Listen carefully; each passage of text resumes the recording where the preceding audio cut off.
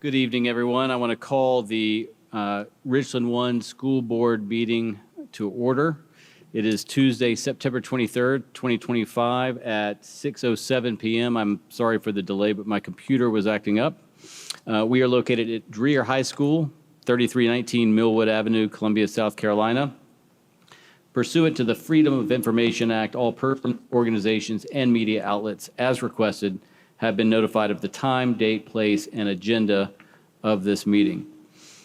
We're going to begin with an invocation by Reverend Dr. Sheila Elliott Hodge, the pastor of Virginia Wingard Memorial United Methodist Church. Dr. Hodge, thank you so much.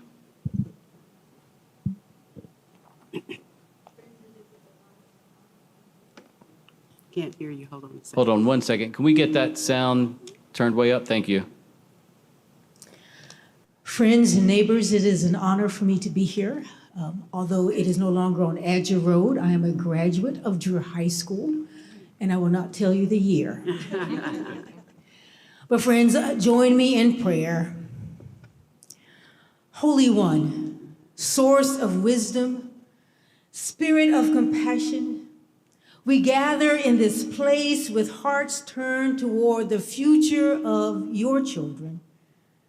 Oh God, bless these leaders with clarity of thought, patience in listening, and courage in decision-making. Season their speech with the salt of grace. Bless the staff, teachers, aides, administrators, and all who labor each day. Let them know that their labor is not in vain. May they continue to be a light in the lives of students. Bless families and caregivers whose love, sacrifice, and perseverance nurture the soil in which learning grows. Remind us that every choice made here touches not only classrooms, but communities, lives, dreams, and possibilities. May justice and kindness be companions at this table.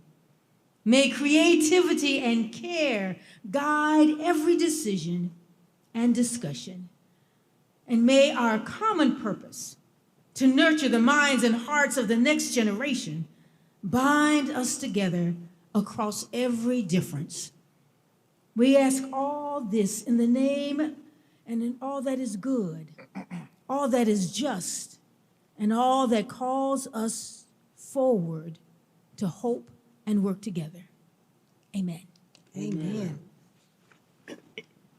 Thank you again so much, Dr. Hodge. Before we move on to the agenda adoption, I do want to note that all 7 commissioners are present. And I want to ask, it's a little hard for us to see out there, are there any local elected officials out in the audience tonight? Or statewide elected officials? Any elected officials? She's standing. Who, I can't. Richland 2. Richland 2. Oh, okay. Hey, Nikki Porter is here from Richland 2. Thank you for being here. We'll hear from you in just a bit, I know. Thank you so much. All right, we do have an agenda before us. Can I get a motion? I move that we adopt the agenda for Tuesday, September 23rd, 2025 as printed. Second. All right, we've got a motion to adopt the agenda as printed and by Commissioner Hershey that was seconded by Commissioner Weston. Any discussion or questions? I'll call for the vote.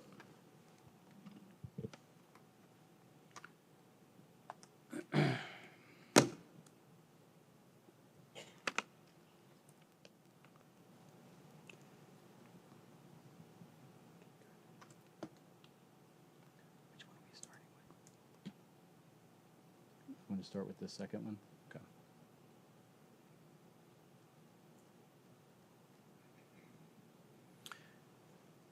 All right, that motion passes with a unanimous vote. So we are going to start with the school board spotlight, and Commissioner Hershey, I think, is going to help us tonight. And if we could start, Commissioner Hershey, with the second item. Mm-hmm. Visible Learning is a professional learning program that explores what methods work best to improve student achievement. The goal is to help students take responsibility for their learning and give teachers clarity about what they are teaching. Visible Learning School Awards recognize the progress and achievement schools make in implementing the program and embedding its methods in all levels. Being named a Visible Learning Plus certified school is the highest award a school can obtain. In July, Hyatt Park Elementary was recognized at the International Visible Learning Conference in Las Vegas as one of only 2 schools worldwide to be named a Visible Learning Plus certified school this year. The other school is in Japan. Hyatt Park is the second Richland 1 school and the second school in South Carolina to earn the distinction of being named a Visible Learning Plus certified school. In 2024, Hopkins Elementary School became the first Richland 1 school and the first school in South Carolina named a Visible Learning Plus certified school. Will Hyatt Park Principal Dr. Danielle Riley and her team please come forward and let us recognize you?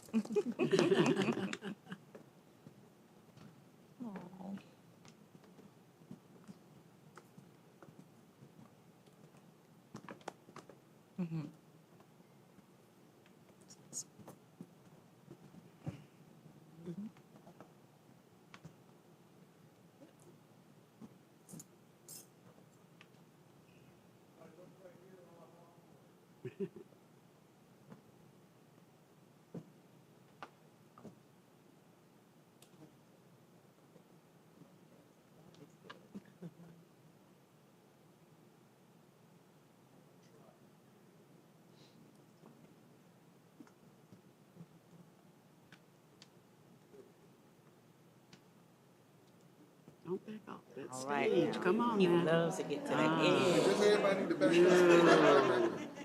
edge. They can back up some.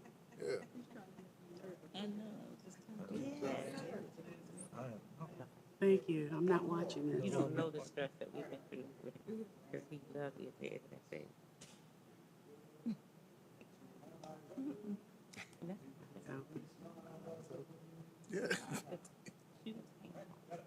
Awesome. Congratulations to Dr. Riley and her team again.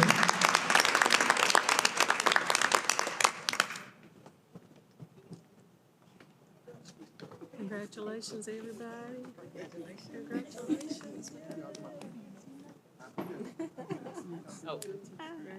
Through the district's Educational Ingenuity Grants Program, Richland 1 teachers can apply for grants up to $1,000 to implement projects to enhance their students' learning experiences and outcomes. Tonight, we will recognize the newest Educational Ingenuity Grant recipients. Grants Coordinator LaShanda Keels will introduce them.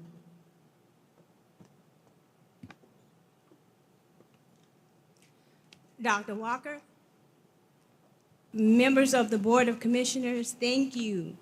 It is always a privilege to stand before you to highlight the innovation and dedication of our Richland 1 educators. Tonight is especially meaningful because the projects we celebrate are more than just ideas on paper. They are bold solutions that we are celebrating. Solutions that meet our students where they are, spark curiosity, and connect learning to life beyond the classroom. The Educational Ingenuity Grant is one of the ways our district affirms that creativity, student voice, and educator leadership are vital to preparing learners for a changing world. What makes these grants so powerful is not just the funding, but the freedom they give our teachers and teams to dream big and bring those dreams to the reality of our students. This year's recipients represent the very best of that spirit. Projects that blend literacy, science, family engagement, and sustainability in ways that will have a lasting impact on both students and community. It is indeed my honor to recognize 6 outstanding educators whose vision has earned them the 2025-26 Educational Ingenuity Grant. Erica Jennings, Laurel Hill Elementary, empowering young authors through named stories, a literacy project reaching 180 elementary students designed to strengthen reading, writing, and language skills as they explore the meaning and power of their names. Sarah Burham, Brockman Elementary, Adopt a Stream project gives 4th and 5th grade students an authentic STEM experience as they monitor water quality and share their findings statewide. Ms. Allison Steele and Nadia Ansari, Weber Elementary, Roots in the Ground, a hands-on garden project where 2nd graders learn science, math, and literacy through growing their own food.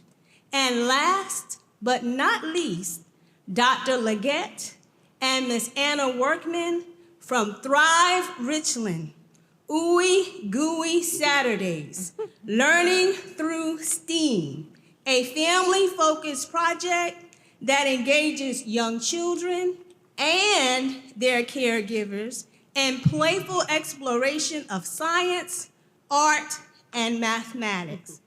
Please join me in congratulating Erica Jennings, Sarah Burham, Allison Steele, Nadia Ansari, Dr. Leggett, and Ms. Anna Workman for their creativity, leadership, but above all, their commitment to inspiring our students.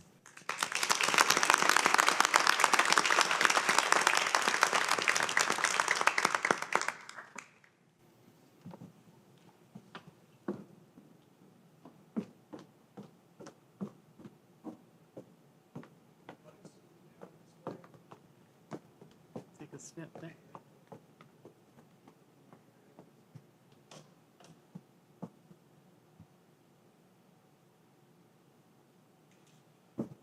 Take a step back so he won't fall off the stage.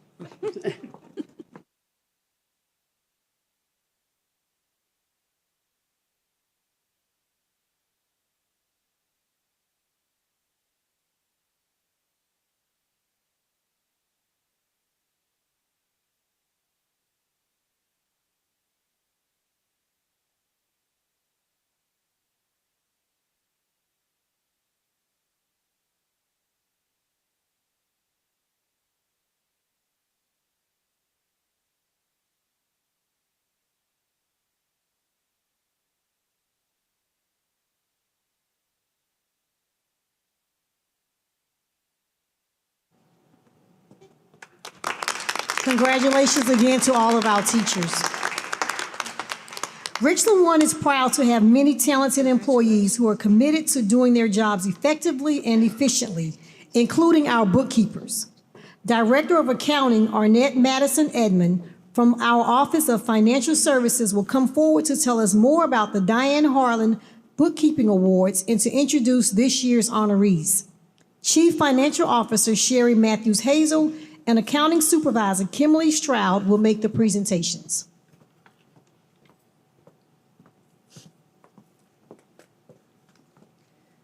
Good afternoon, Chairperson, Mr. Lomanak, Board of School Commissioners, and Dr. Walker. It is a pleasure tonight to present to you the Diane Harlan Bookkeepers Award for fiscal year 24-25. Ms. Harlan was a student activity auditor in financial services for approximately 9 years. This award was named in her honor when she passed away in 1984. The district had approximately $3 million of expenditures that passed through the school's student activity accounts during fiscal year 2025. Awards are presented to 3 individuals who demonstrated the standards set by Ms. Harlan. Please come forward as I call your name to receive your award and a small token of our appreciation for a job well done. Ms. Vanessa Wilson, Eau Claire High School, Mr. Montgomery, Principal.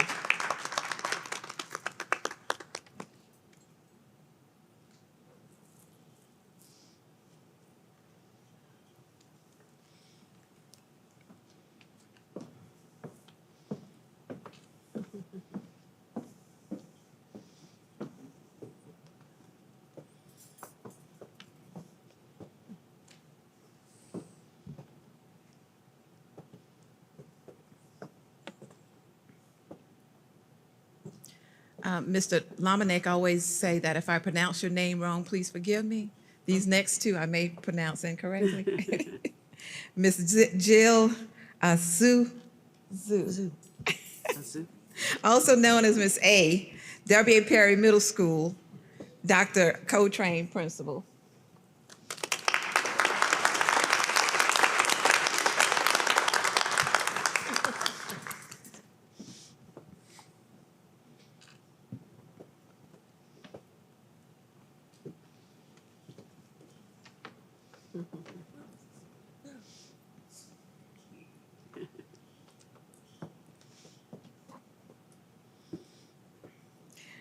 Nushin Haydari, H.B. Rame Elementary School, Dr. Owens Carter, Principal.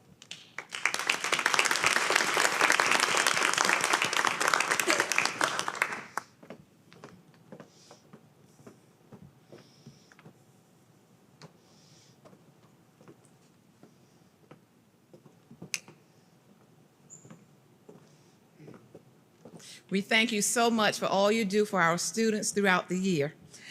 Please let's give them another round of applause for a job well done.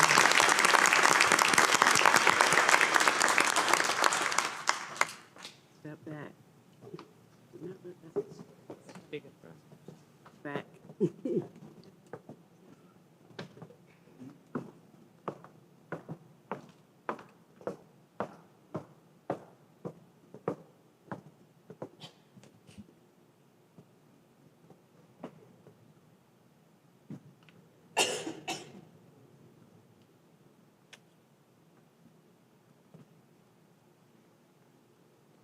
Now step.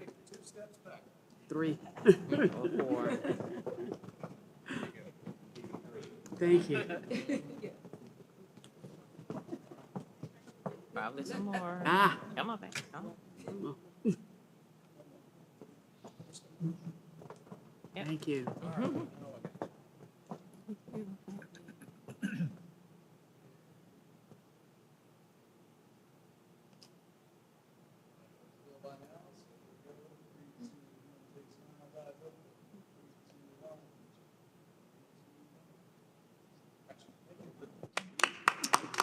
Congratulations again, and thank you. We are pleased to have with us this evening Mr. Scott Price, Executive Director of the South Carolina School Boards Association. Mr. Price is joined by Richland 2 board member, Ms. Nikki Porter, who serves as the SCSBA Region 8 Director, representing Richland District 1 and Richland 2. Mr. Price and Ms. Porter are here to make a special award presentation to a champion for public education who really needs no introduction, but we will ask them to introduce her and tell everyone about the award she is receiving. Good evening, everybody. Good evening. My name is Scott Price. I'm the Executive Director for the South Carolina School Boards Association. I'm joined this evening by the Honorable Nikki Porter, Richland 2 board member and a Region 8 Director for the South Carolina School Boards Association, and Chair Lomanak and members of the Richland 1 Board of Commissioners, and Dr. Todd Walker, Superintendent. Thank you all for the opportunity to be here this evening to make this very special awards presentation on behalf of SCSBA, and again, joining us with the Regional Director. We are here tonight to recognize the work of Coach Dawn Staley, and representing Dawn Staley this evening and the Inner Soul Foundation as Director of Operations, Angela O'Neill, right behind me. If you please come up and join us.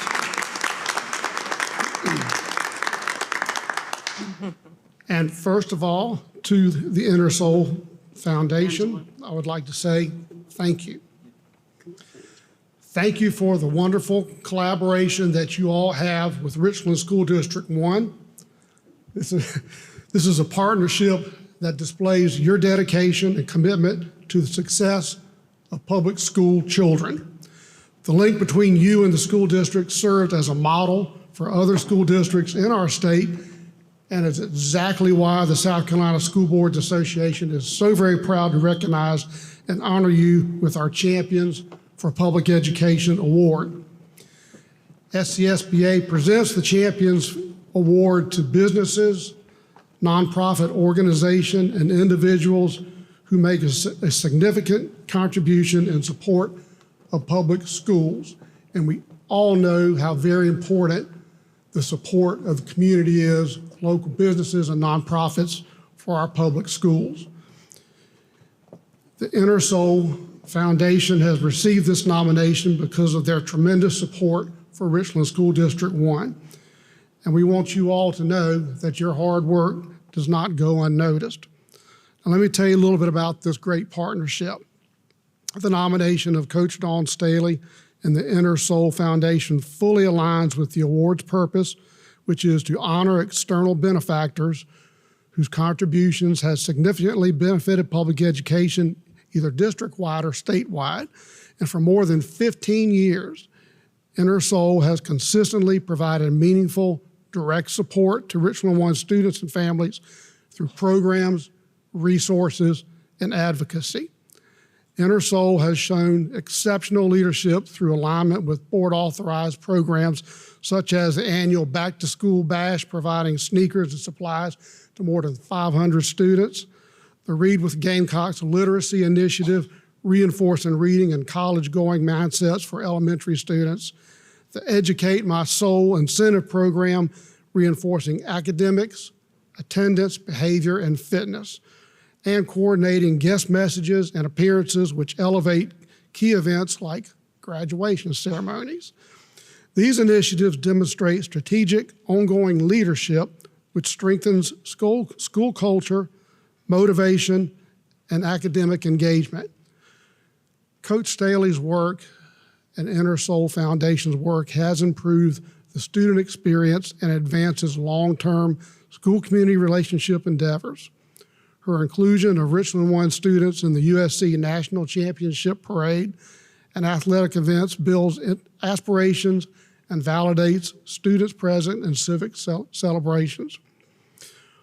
Her foundation's efforts improve equity by addressing gaps in school readiness and extracurricular opportunities, especially for vulnerable student groups like those under the McKinney-Vento designation.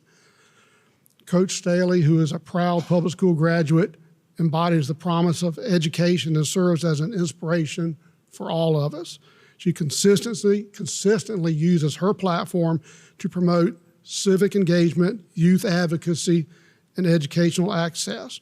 Her actions and message reinforce the value of public school as a pathway to empowerment and achievement. From academic support to public storytelling about her own journey, she builds credibility and community momentum for public education. The work of the Inner Soul Foundation has been a sustained, measurable, and visible impact on Richland 1. Coach Staley's continued advocacy, community visibility, and trusted leadership makes this nomination a strong and exemplary recipient for this award. This type of program is what this award is all about. We're so very honored to be a part of this. And I hope it is evident that why we're recognizing Inner Soul Foundation tonight. The South Carolina School Boards Association acknowledges and appreciates your efforts. Thank you for being a true public champion for public education, and congratulations. Please get this.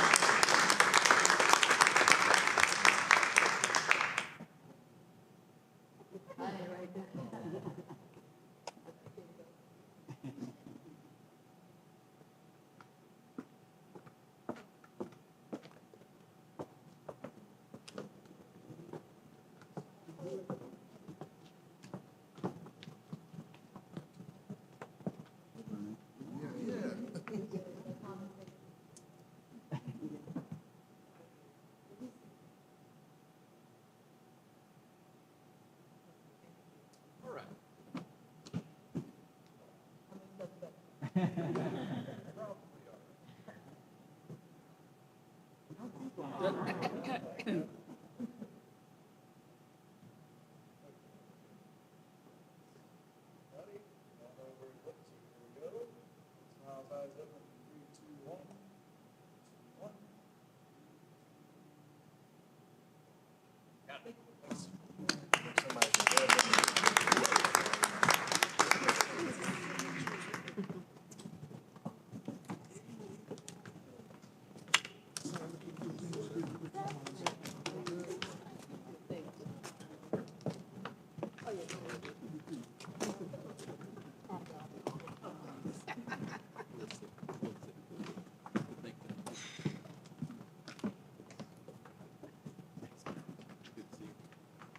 you.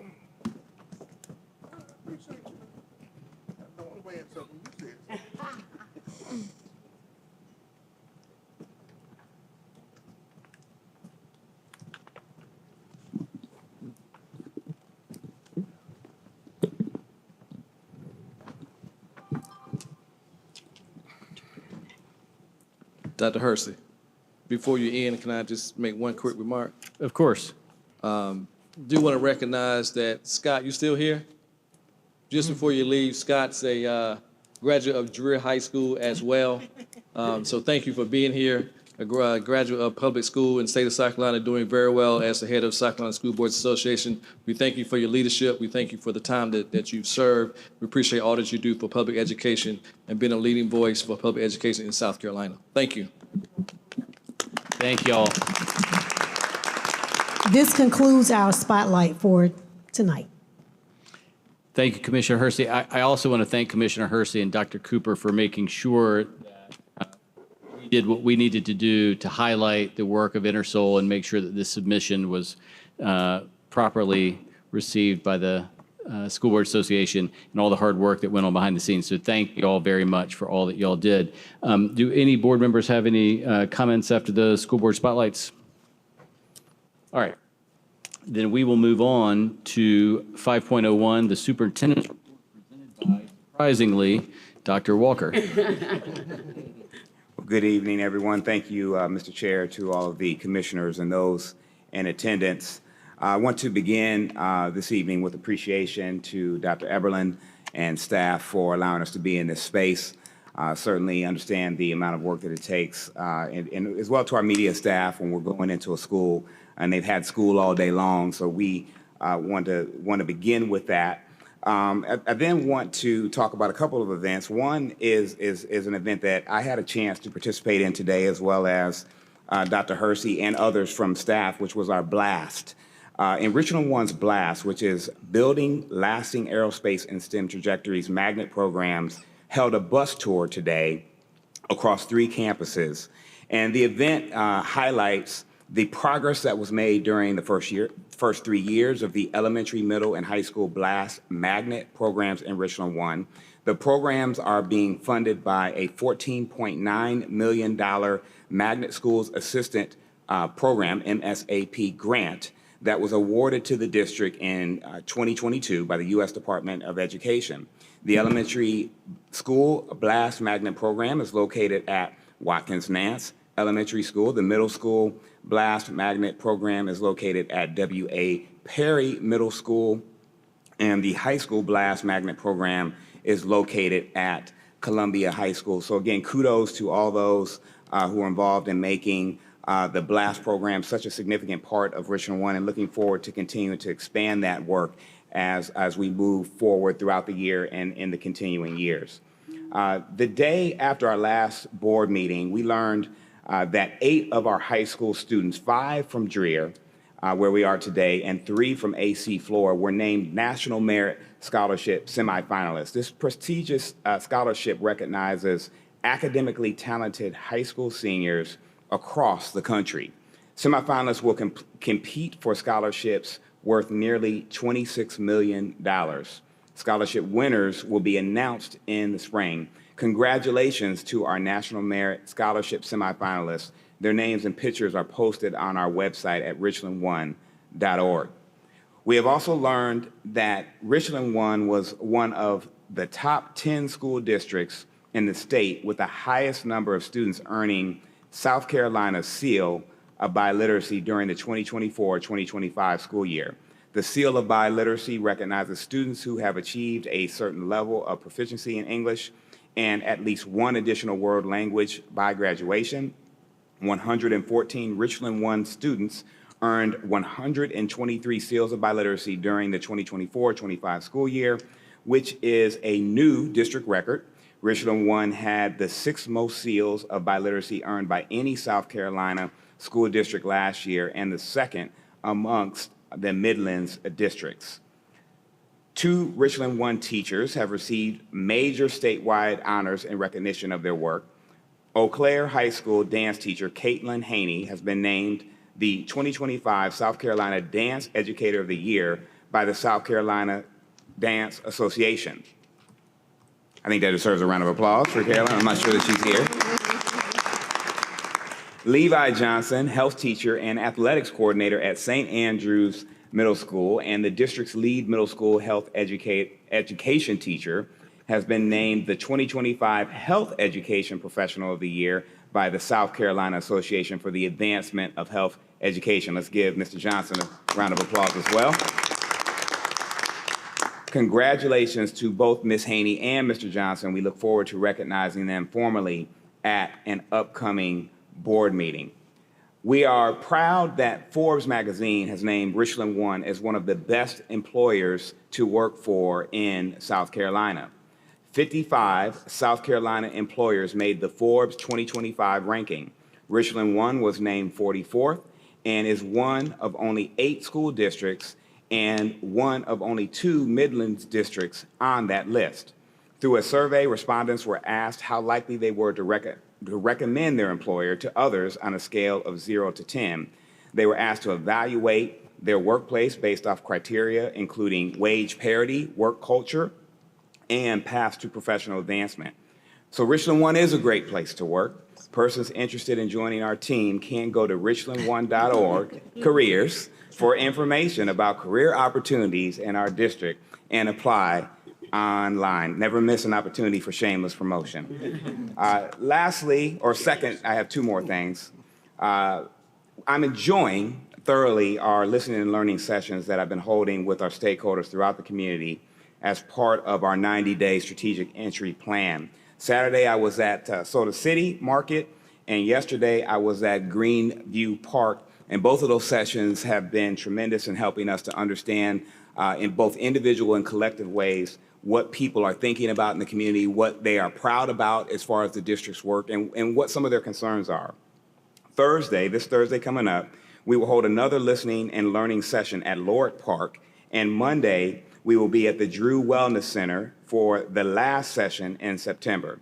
More listening and learning sessions are being held in October, and the full schedule is posted at richland1.org/90-day plan. Congratulations to and good luck to Dreher graduate and musician Steve Ray Lasson, who will be competing tonight in the first half of America's Got Talent finale at 8 p.m. on NBC. Don't expect any singing from me. The second half of the finale will air Wednesday night at 8. In addition to Dreher, Mr. Lasson attended Horrell Hill Elementary School and Southeast Middle School. I want to provide, as just a last point, an update around laptop shortage. I want to make sure that we're continuing to be transparent and engage the community about where we are as related to ensuring that each student has a laptop in our district. At the last board meeting, when I addressed the shortage of laptops for students, I shared that we had ordered for this school year, in the spring of last year, but for this school year, 4,300 new student laptops. While there have been some delays, 934 of those laptops, as we mentioned in the last board meeting, were delivered and distributed to high schools on September 12th. We also had over 500 surplus laptops in the system redistributed to schools with the greatest need. Also, we expect and are scheduled for, on Thursday and Friday, 789 laptops to be delivered to our high schools, and those will be distributed to all of our high schools and 3 of our middle schools. Based off of communications with Dell, who is our laptop provider, we expect the remainder of laptops to be delivered by the end of the month, but we do not yet have an exact delivery date. Our teachers and staff of the school are working to ensure that learning still occurs. And we do have an interdepartmental team that is working to ensure that we have processes and procedures in place so that we don't find ourselves in this situation again. As I've mentioned before, this was predictable, and because it's predictable, it's avoidable. And so we want to make sure that we have all the things in place to ensure that we don't find ourselves in this position again. We can and we will do better. I want to end with appreciation to our staff, to our principals and our teachers who are making this work in schools. It's not ideal to start off the year without laptops. I want to be very transparent about that. But they are making it work. And we have many staff that are here that are making the best of this situation. I'm hearing about how our central office staff is also supporting that work in the buildings. And we are working expeditiously to make sure that every student has a laptop as soon as practically possible, given the situation. So thank you, Mr. Chair, for the time, and I yield to the rest of the meeting. Thank you, Dr. Walker. Do any commissioners have questions or comments based on Dr. Walker's superintendent's report? Commissioner Bishop. Thank you, Chair. Dr. Walker, thank you for highlighting the fact that Forbes magazine recognized Richland 1 as one of the best places to work in this state, let alone maybe the nation. I really appreciate you bringing that forth and acknowledging that. And I think it speaks to our internal customers, or our internal assessment. And with that being said, I give you great appreciation, because if Forbes, according to a 2-year survey, 2 years of information, if I'm reading my information correct, to give us that acknowledgement that internally our culture and climate is well. And it's going to get better and better because of the work we do here at Richland 1. To you as our leader, thank you for doing your listening session, because maybe the narrative that we had a bad culture or climate was really community, externally. And so I think by you going out to listen, as well as us as a board going out to listen, we can address any of our culture or climate issues that are external. So I just want to speak to what we have been acknowledged for the last 2 years, that we are one of the best places to work. And thank you for giving the invitation for more people to come and work for a great organization. And so as we are doing a great job, that's the narrative going forward, because the data said it, not an opinion. And so when we look at what we can do, we're going to continue to pursue all. So maybe there's some people internally that wants this place called Richland 1 to get a little better, and we will do that. But according to the data, we are one of the best. And we will get better. I want to make sure everyone hears that, because that's the goal, to continue to get better. But externally, I think you're doing a great job by going out to the community to hear those concerns, as well as this board going out to make those connections and making sure that our community feels like they belong here. Because they do. We want to engage them and want to get them to understand what we're doing as a county, a community, and a school district. Thank you so much. Thank you, Commissioner Bishop. Commissioner Hurt. Yeah, I want to thank Dr. Walker for giving us the update, because it was something that I was going to ask about in 7.08. But prior to his arrival, I had already made notes that May 29th board meeting, June 24th, and the September 23rd meeting, we addressed the issues with laptops. And we voted on money to be transferred from certain budgets to make the purchase. And so I'm happy to know that he has, that the staff is working with him to make sure that this doesn't happen again. Because as a board, when we voted on that stuff, we weren't aware that we were not, what was presented to us made us think that everything was taken care of. And so to find out that we were short a few months ago was kind of disappointing, in the fact that we thought we were preparing to be prepared when school starts. So we appreciate the update, Dr. Walker. And I also want to say, as an educator, I'm doing some work in some other school districts, and I know that we've gotten so accustomed to having those devices, and parents are so accustomed to seeing the kids have them, but where's the data to support that it's really working? And I'm going in so many others, at least 3 districts in this area, and I had to ask, do you all have devices? Because they're not having the students use them every day, day in and day out. And so that is a piece that I know and I hope that we're going to look at with our curriculum department to make sure that we're not using it as a crutch. And from those parents that I've spoken with and some of the teachers, they were actually happy that they did not have them at the beginning of the school year, even though that's not what we're hearing with all the fuss and the noise. Parents were happy. The kids were more engaged. Someone said they could see their kids at the bus stop actually talking to their peers. They weren't just in those computers, because as much as we pay for those filters and those screeners, kids find a way to get around it. And so they're not always paying attention like the teachers think they're paying attention.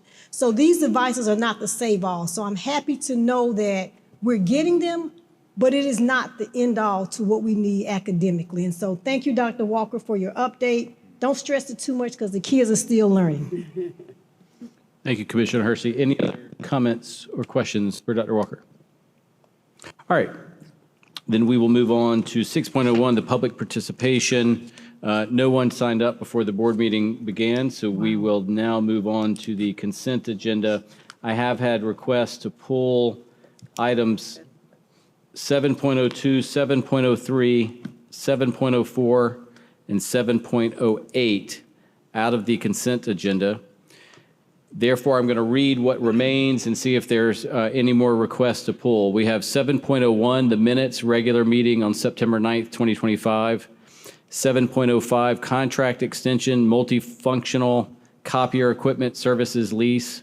7.06, contract extension, enterprise resource planning, ERP software solution.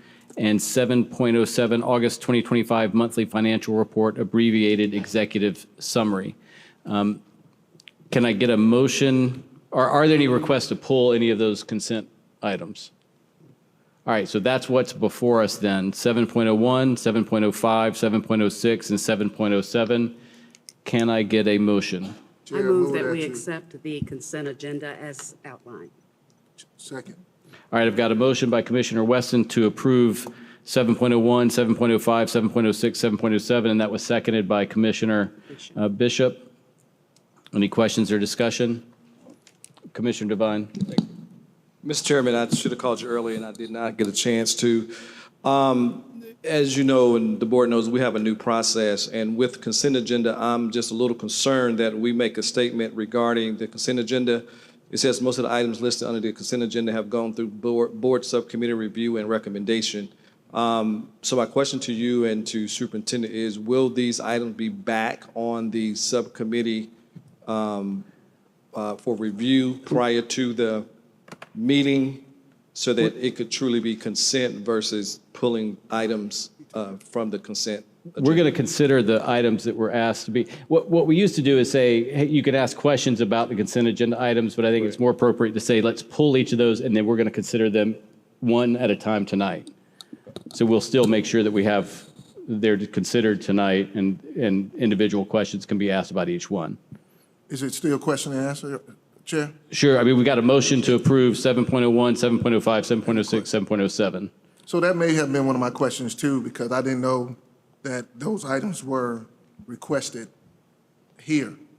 And that's how we normally do it. So for clarity, if we want to pull items from the consent agenda, that's communicated. You can let me know before the meeting or during the meeting. It doesn't matter, as long as we announce at the meeting which ones are being pulled, and then we'll consider those each individually. Okay, I just didn't want to have no problem. Yeah, that's fine. Okay.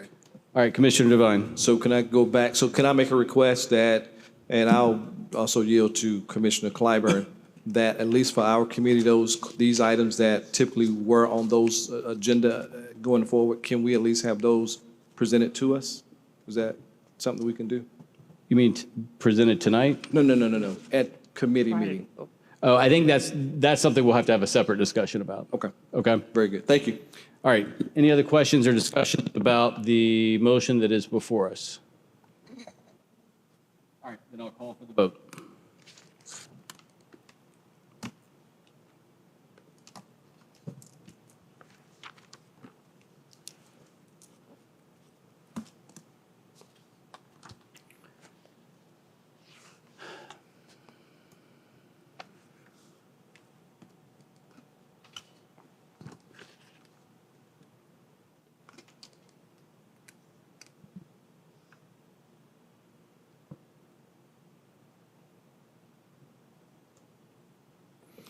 All right, that motion passes unanimously with a 7-0 vote.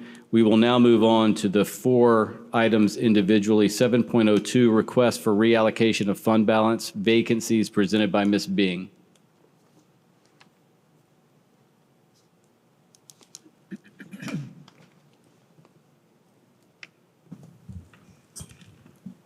Good evening, Chairman Lominac, Board of School Commissioners, Dr. Walker. The administration requests approval of a portion of the fiscal year 25-26 general fund vacancies totaling $443,272 for nursing services. This adjustment is necessary due to the increased need for contracted services to cover vacancies. The administration so recommends. All right, you've heard the recommendation of the administration. What's the pleasure of the board? Move for approval. Second. All right, Commissioner Devine has moved for approval of the recommendation of the administration, and that has been seconded by Commissioner Weston. Any questions or discussion on that item? Commissioner Hersey. I have a question. Just for clarity, December 10th of 2024, we did a nursing services transfer for unforeseen vacancies of $341,000 from fiscal year 24-25. Okay, then June 24th, there was another reallocation of fund balance from 24-25 for $250,000 for contracted services. And that one was taking money from 24-25 to use in 25-26. And so now today we're taking from 23. We're doing another general fund for 25-26 of $400,000. So just for clarity, can you explain why it continues to be a rolling situation, or what's changing to have this keep coming back? Each year, the vacancies that are used for contracted services after the school year is over revert back to vacancies. So those vacancies are not currently filled, and therefore she is requesting to use those vacancies funds for contracted services for her nursing contracts for this fiscal year. I'm processing, okay. So the vacancies were not filled, and the money that was allocated for those vacancies, we're putting it for the next year? Is that what you? We're using it for this fiscal year. Okay. Okay, thank you. Any other questions from commissioners? Commissioner Moore. My question does this, if we have this money reallocated for the temp services or whatever, does that still allow for the vacancy money to be used to hire folks should they become available?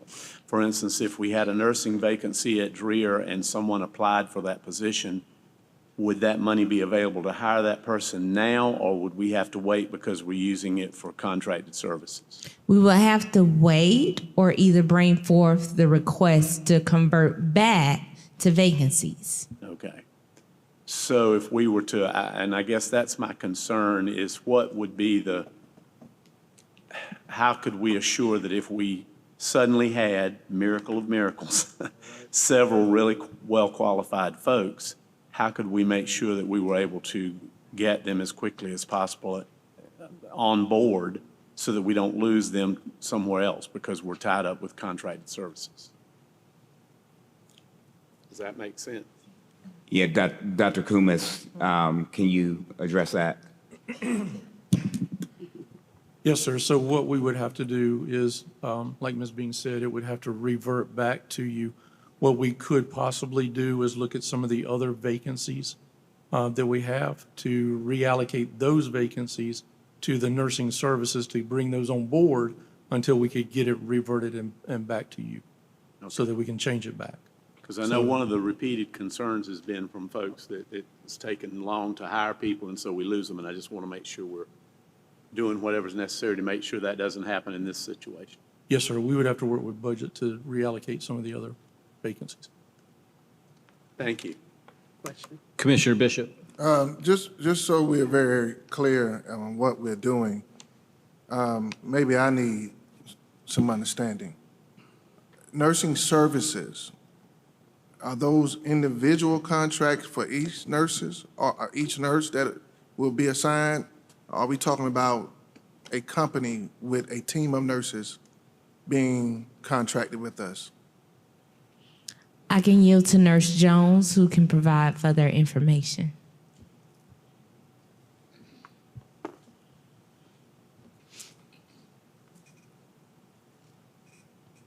If I'm unclear about my question, Nurse Jones, just let me know.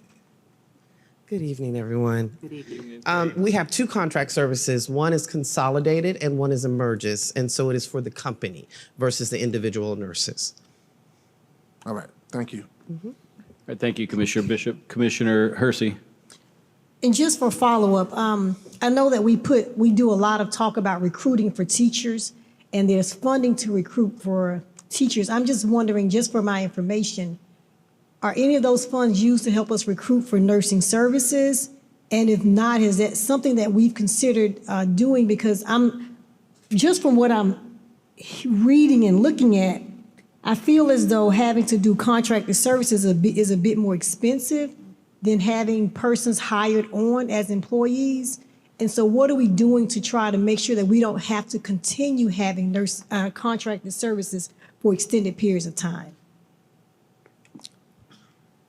So we also participate in several organizations and several job fairs around, either in the district and in nearby areas, in reference to hiring not only nurses, but we also try to hire folks that are in our custodial services, all different areas. So we do include them with all, when we do our job fairs, we also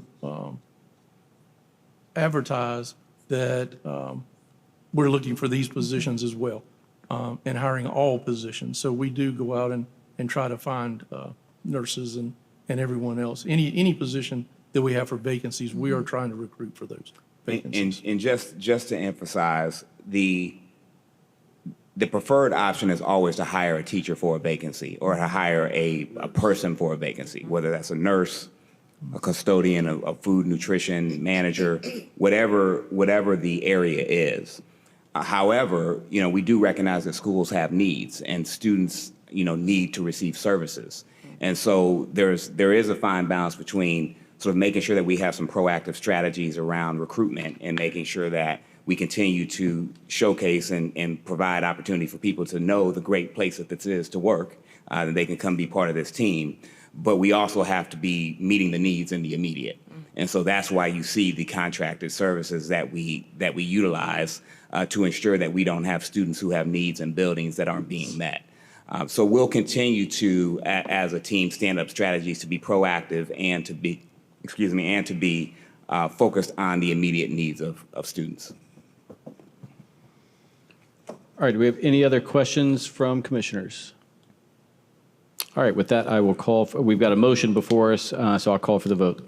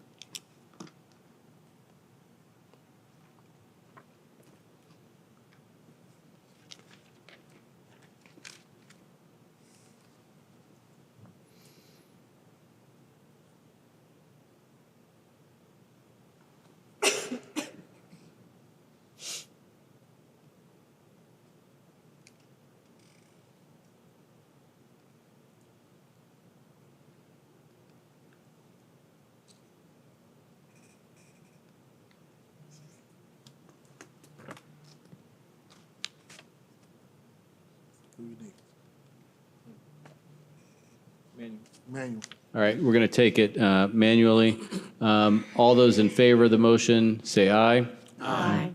Any opposed, say no. All right, the ayes have it. It's unanimous vote, 7.02. That motion passes. We will move on to 7.03, request for reallocation of fund balance presented by Ms. Bing.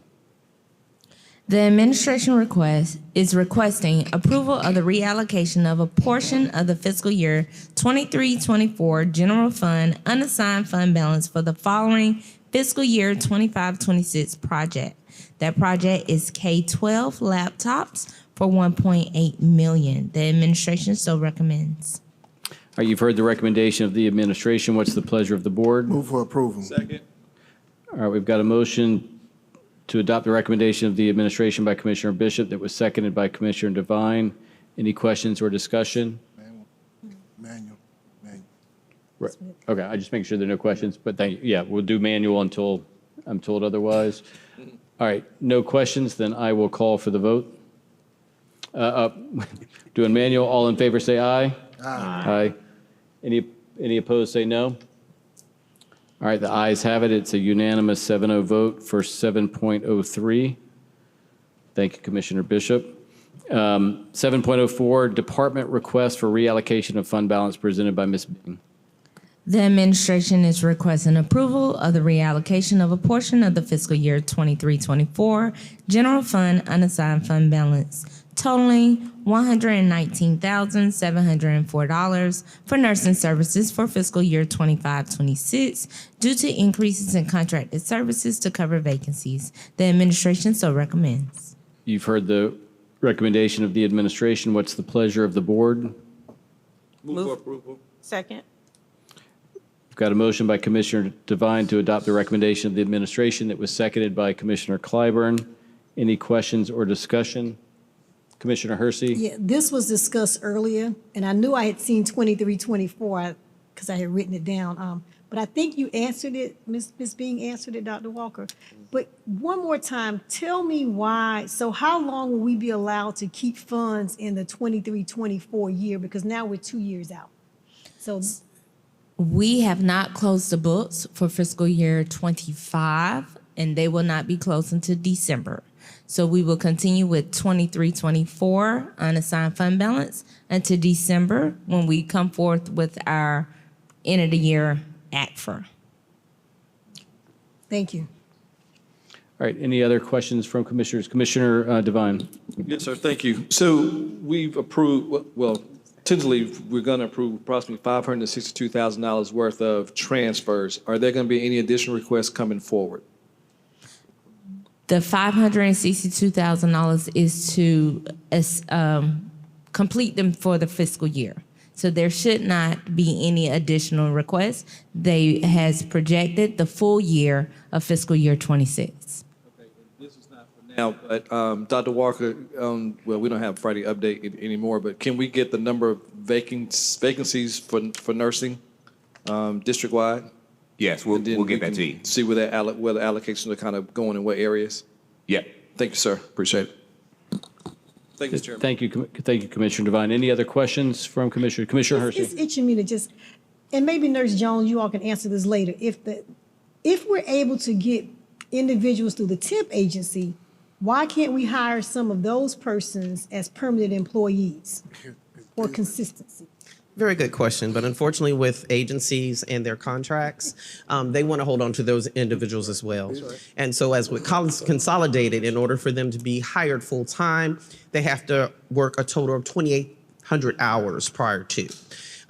With Emergis, they have to wait 1 year after they've been employed with us to be able to reapply. But as I've said before, as I've had this conversation in COVID, nurses typically work 3 days a week, 12-hour shifts. And so it's hard to find nurses that are 5 days. And agencies give them more flexibility, so it's not necessarily a commitment. And they tend to go there because of the pay as well as the flexibility. Okay. So that means we got to be more creative in how we hire our nurses. I mean, we may have to do something a little more creative so that we can sustain having nurses. I'm just a thought. Yeah, but I think it's just, nowadays where people have an opportunity to not only make more money to support because nursing doesn't make a lot of money, and then have the flexibility to be able to travel along with that and providing housing and insurance and all of that. As hard as we try, it's typically people that have worked a long time in their career and they're ready to settle. So it's real hard, and the worse now than it has ever been. And so we work real well keeping what we have, but unfortunately it's just finding ones that want to commit. And we've had those opportunities where they've come in, but school nursing isn't that ideal of a Band-Aid, just giving out medicines. It's really taking care of a lot of children that are sick, and being the only one in the health room in that autonomous role isn't very pleasing. Thank you. Thank you, Commissioner Hersey. Any other questions from commissioners? Just a comment. Commissioner Bishop. Thank you, Chair. You know, it's not only just business in my perspective, but it's a shortage, you know, like supply and demand. And when people figure that out, you know, they're going to do whatever they can to leverage their worth or their value against whoever needs it. And so that's with teachers, that's with nurses, that's with security, that's whatever. So I think that's just where we are in society with the shortages of everything we're dealing with. So being creative, I agree. We have to be competitive as well. So thank you for putting that out there for discussion. But I do believe that this is something that is in a lot of capacities that we need the district to operate with in fidelity or efficiency. Thank you. Thank you, Commissioner Bishop. Any other questions or comments? All right, I will call for the vote, and we'll do that manually still. All right, so all those in favor, say aye. Aye. Any opposed, say no. All right, the ayes have it. It's a unanimous vote for 7.04. We will now move on to the final item, 7.08, contracts, laptop replacements, presented by Ms. Hodges. Good evening, Chairman Lomanak, Board of School Commissioners, and Superintendent Walker. The administration requests approval from the Board of School Commissioners to contract with Dell Technologies for the replacement of laptops. The contract shall include imaging warehousing, fixed asset tagging, reporting 5-year warranty, 5-year complete care, 5-year absolute device tracking software, and protective clamshell cases to safeguard devices. Total estimated cost shall not exceed, including tax, $1.8 million. This is in accordance with the Richland 1 Procurement Code for cooperative purchasing under the South Carolina State Term Contract for PC servers, storage, and peripherals from Dell. The administration so recommends. All right, you've heard the recommendation of the administration. What's the pleasure of the board? Move for approval, Mr. Chairman. Second. We've got a motion by Commissioner Devine to approve the recommendation of the administration, seconded by Commissioner Clyburn. Any questions or discussion? All right, then we're going to vote manually again. So all in favor, say aye. Aye. Any opposed, say no. All right, that motion passes unanimously, and we are done with that portion of the agenda. We will now move on to Office of Finance 8.01, purchase orders $50,000 to $249,999.99, presented by Ms. Hodges. Good evening again. Please see attached report for purchase orders between $50,000 and $249,999.99 for the period of August the 1st to August the 31st, 2025. There are 22 items on the list. This is submitted as information. All right, this is an information item, but do any commissioners have questions about this information item? Commissioner Hersey. Just for reference, Ms. Hodges, persons on this document are still required to go through the procurement process? We usually, if you'll see in the right-hand column where we have a description of services, we usually give you a preview of how we did that. So usually it's either going to be an exemption to the procurement code by board policy, or it's going to be under a Richland 1 district competed contract that's been awarded as a multi-term or a state term contract. So we have given each of those how we have done those procurements. For the most part, what's on this list will be have to do with the multi-term contracts, exemptions, or state term contracts. Explain that, you said explain that for me. Sure, multi-term contract, that is where we set up a contract for maybe district supplies or services that we do an initial year, and then we do have 4 options to renew, to continue services if they are working well for us, so that we have typically a 5-year contract term, so that we don't have to solicit every year for the same service over and over again. And the reason I'm asking is because I see several names that are on here consistently. Mm-hmm. And so I'm just wondering, for transparency purposes, to make sure others are given an opportunity, but you're saying that they've already been cleared through the district, and so you all just pull them to use them again? That is correct. You'll see the designation IDIQ over and over again. That's indefinite delivery, indefinite quantity contract. Okay. That is one of those district solicited multi-term contracts, and we award a list of contractors who may specialize in different things that the district needs, especially around facilities. And so they are picked from a list, which is why you will see the same firms kind of continually used, is because they are already awarded under the contract. We know they have been cleared, vetted, and are qualified to do that work. Okay, thank you. Are there any other questions about this information item? Commissioner Weston. Thank you. My question is taking a look at Centus and Orkin Pest Control and seeing those items. Would you further explain those? Oh, no. Facilities management, wet, dry mop rental services. Yes, so those are both under cooperatives that we participate in. Those are, through our procurement code, we have the flexibility to option into cooperative purchasing programs or contracting programs that are solicited here in the state of South Carolina. Orchid Pest Control obviously is for our pest control here around the district. That is district-wide. It services all of our buildings.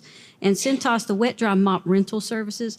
So when the custodial team needs the wet or the dry, so the dry is the one, the wide one they push around the school, and then the wet one that they use to actually mop the floors. So those have to be continually replaced and cleaned. And Centos provides us that service under a cooperative agreement. Okay, so we don't own them? We No, rent them from these that is correct. companies? And so every time that we use them, that's a rental? Well, they aren't replaced each time. This is on a fixed cycle. Okay. And a fixed cycle being a year, 2 years? We Dr. can Walker. have either Bob or Mr. Henry, you want to come down and provide some context?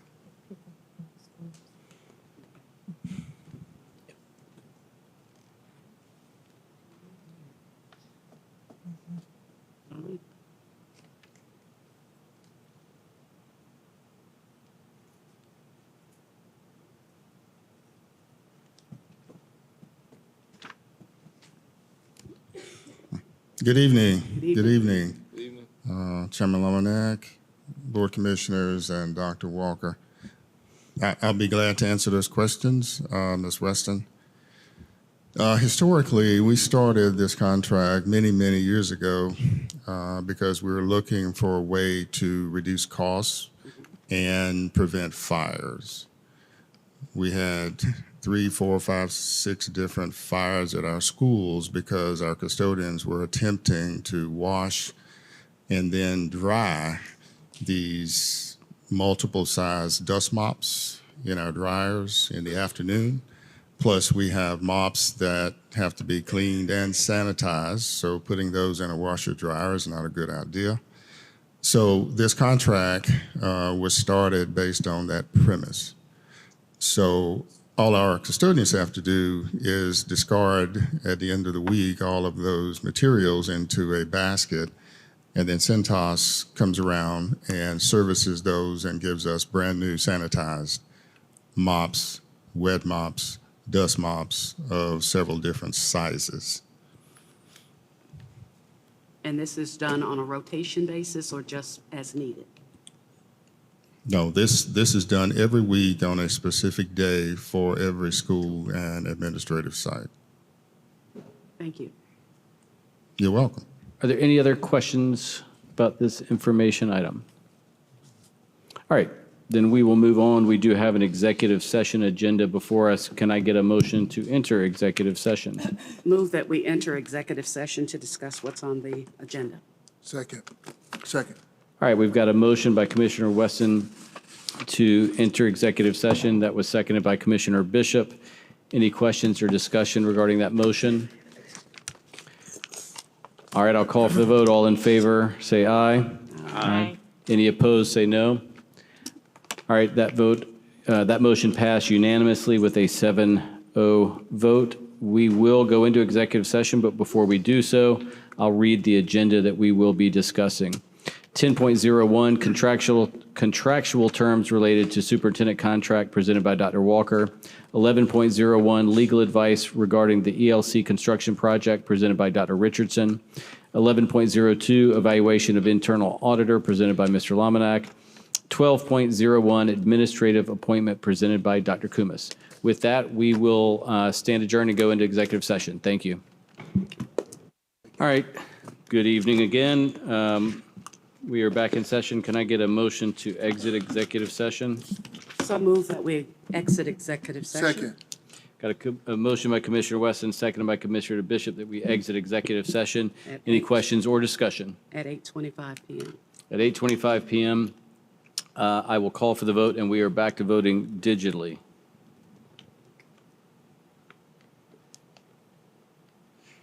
Are we?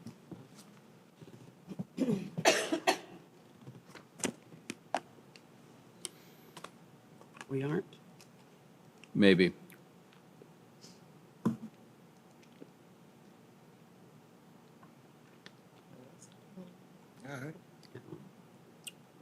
Oh, there it is. There it is. There we go.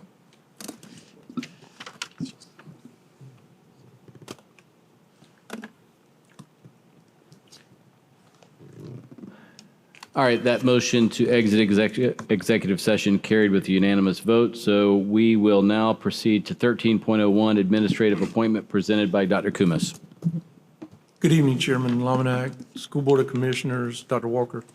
The administration recommends the appointment of C.H. to the position of Director of Procurement, Warehouse and Print Shop in Procurement Services for the 25-26 school year.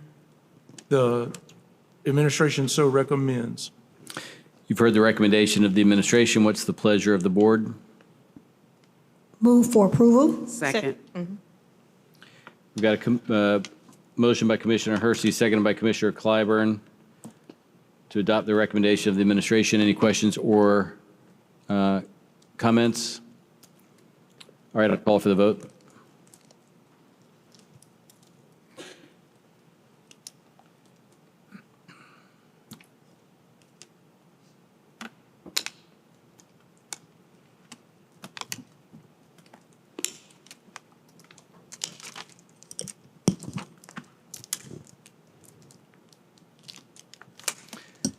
That motion carries with a unanimous vote. We'll now move on to 14.01, contractual terms related to the superintendent contract. I move that we accept the superintendent's communication plan as presented. Second. All right, we've got a motion by Commissioner Hersey, seconded by Commissioner Weston. Any questions or comments? All right, I'll call for the vote.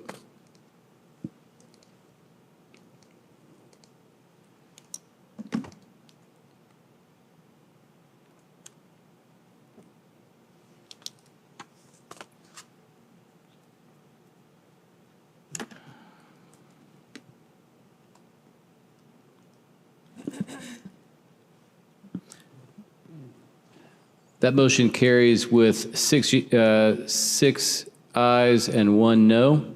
So we'll move on to 15.01, legal advice regarding the ELC construction project.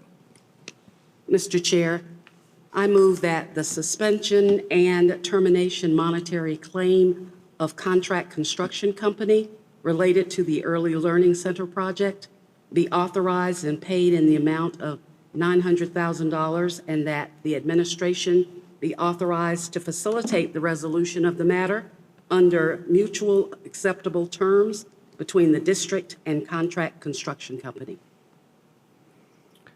Second. All right, we've got a motion by Commissioner Wesson that was seconded by Commissioner Moore. Any questions or discussion? All right, I'll call for the vote.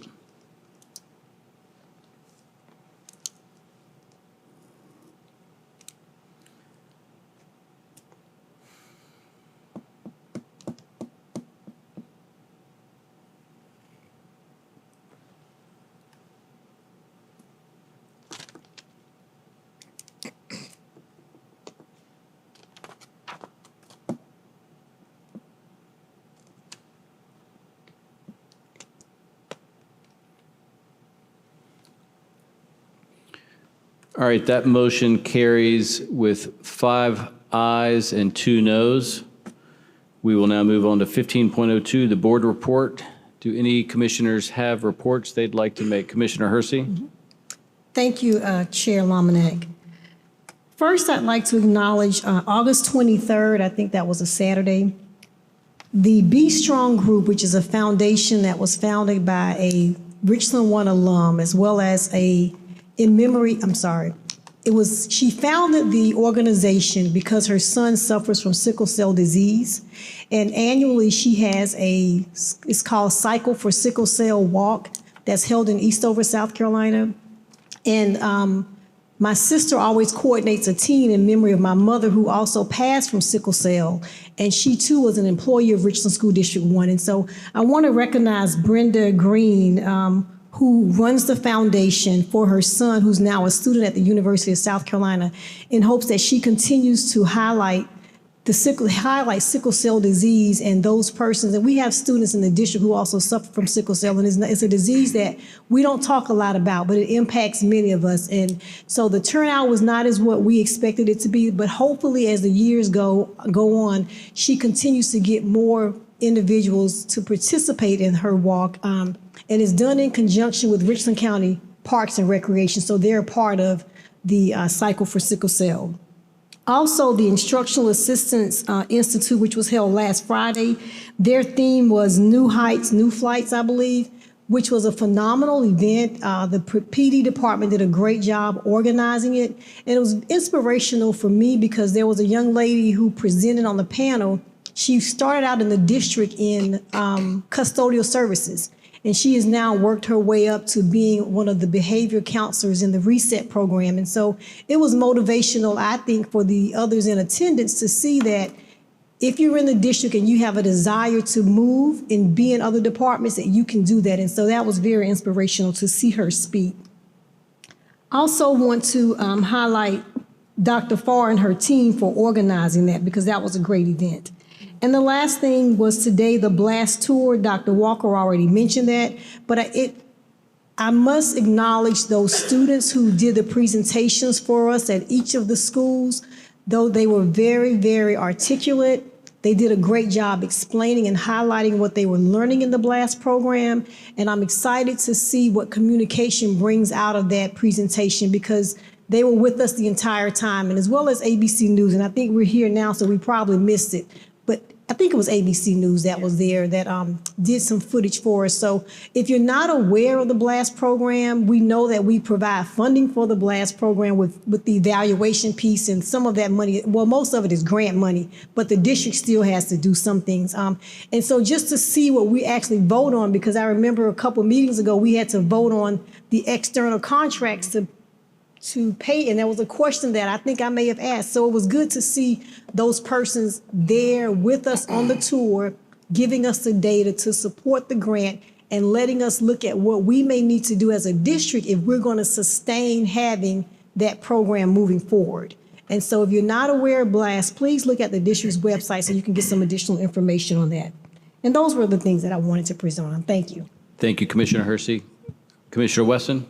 Thank you very much. I know that we have a lot of active and veterans, military personnel, and I was really impressed when I saw that Benedict College says that if you show up with your ID, active or veteran military personnel, at the football gate at Benedict College, you can get in for free.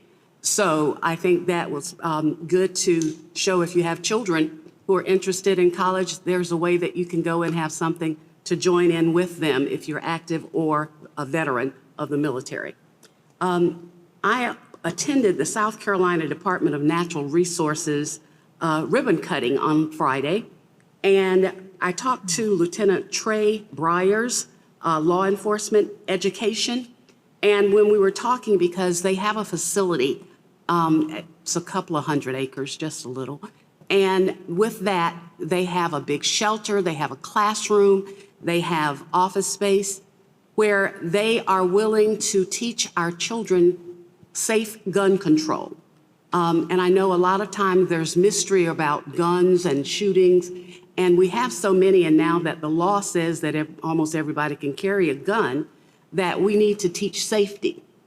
Just like with sex education, we said abstinence, but we've taught it so that it's nothing that's coming as a surprise.